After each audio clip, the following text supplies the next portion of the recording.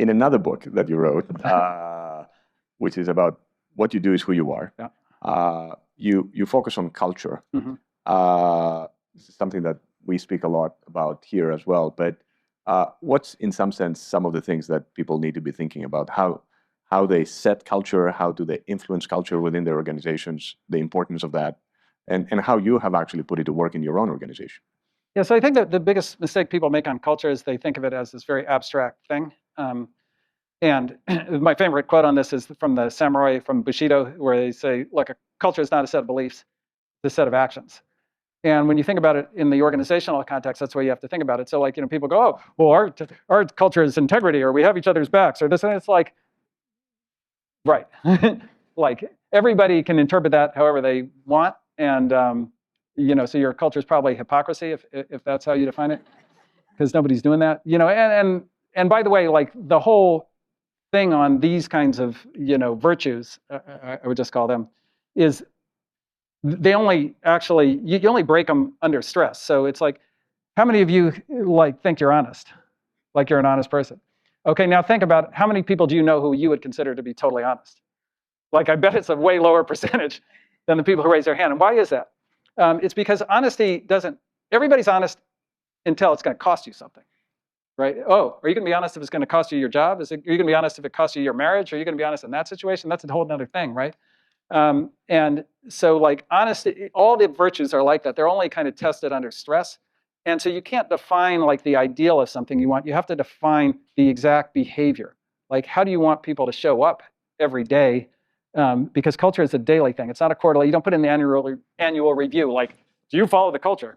It's like, well, yeah, sure. I mean, like, who even knows how to evaluate it at that time? So it's what do you do like every day? And so you want to think of what are the behaviors that indicate the thing that you want. And so I give you one example at the firm that we have is, one of the difficult things to do that we really wanted to do as a venture capital firm is like, let's be very, very respectful of the people building the companies, the entrepreneurs, and never kind of make them feel small in any way. And every venture capital firm would say, you want to do that. But the problem with venture capital is, I have the money, you have an idea, you come to me to get the money, I decide whether you get the money or not. So like, if that's my daily thing, then I might feel like the big person, and you might, I might want to make you feel like the small person, like, no, I don't think that's a good idea. And so like, how do you stop that? So, we put a thing, like I can tell people not to do that, but like there's all this kind of other incentive that's making them do that. So what I said is like, if you're ever late to a meeting with an entrepreneur, one, it's a $10 a minute fine. I don't care if you had to go to the bathroom. I don't care if you're on an important phone call. Like you're 5 minutes late, you owe me $50 right now, and you pay on the spot.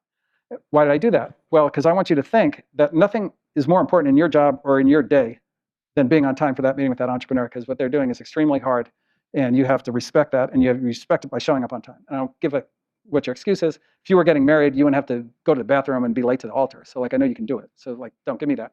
And that programs people, right? Because every day you're meeting with entrepreneurs, like, okay, this is what we're about. We got to do that. Similarly, on that, I'm like, look, if somebody wants to do something larger than themselves and make the world a better place, we're for that. We're dream builders. We're not dream killers. So if you get on X and say, oh, that's a dumb idea that they're selling dollars for 85 cents, you're fired. Like, that's it, gone.